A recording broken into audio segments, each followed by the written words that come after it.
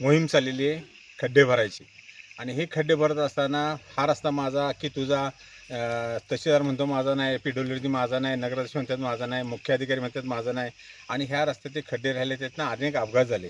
मग ते अपघात परत होऊ नये यासाठी सह्याद्री टीमने मदत कार्य केलं आणि जेवढे खड्डे मुजवतील तेवढे आत्तापर्यंत मुजवत आले. इथनंही पुढे मुजवत राहणार आहे. बरेच ठिकाणी लाईट्स नाही, बरेच ठिकाणी पर्यटनाचा नाहक त्रास, बरेच ॲक्शन महाविशाला होतात आणि छोटे मोठे ॲक्शन झाल्यामुळे ते काय त्याच्यात नोंदी होत नाहीत. तर असे अपघात महाबळेश्वरला होऊ नये म्हणून आम्ही ही मोहीम हाती घेतली. आणि आज आम्ही कळमगावचा एक आम्हाला कॉल आला की या का विहिरीमध्ये म्हस पडलेली आहे आणि तुमची आम्हाला मदत पाहिजे. मित्र हो, मला ही अपेक्षा म्हणजे विहिरीत पडलेले एक जनावर आपल्याला काढायचं आणि तो कॉल आला आहे.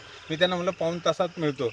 त्यावेळेला हे अधिकारी लक्षात ठेवा, पंचायत समिती असेल, तहसीलदार असेल, नगराध्यक्ष असतील, CO साहेब असेल, नगरपरिषदेचे, आम्ही असं विचारलं नाही की हे माझ्या हद्दीत नाही, मी का जावं म्हणून. एक रेस्क्यूचं काम असतं. सह्याद्री डिझास्टर मॅनेजमेंट काम हे नेहमी जिथं कमी तिथं आम्ही काम करतो आणि एखाद्याला जीवन देण्याचं काम करतो. तर तुम्ही सगळ्यांनी आपण हे विसरा आता माझं तुझं करण्यापेक्षा आणि सामोपचाराने करून हे सगळं महाबळेश्वरचे जे सगळं नष्ट करायला लागलं आहे सौंदर्याने, ते टिकवण्यासाठी प्रयत्न करा.